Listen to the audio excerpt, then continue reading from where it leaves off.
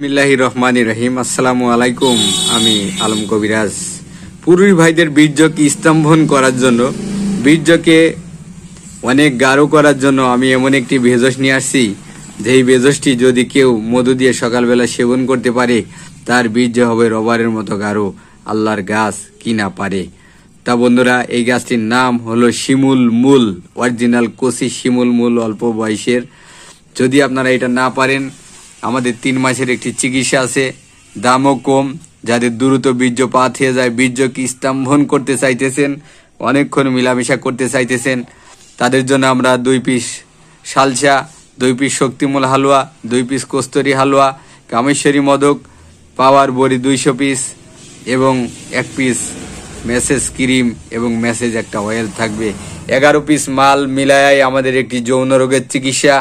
আমরা সম্পূর্ণ শিমুল মূল, আরো বিভিন্ন গাছের মূল, লতা পাতা বেটে আমরা এই ঔষধগুলো তৈরি করি, নির্ভেজাল।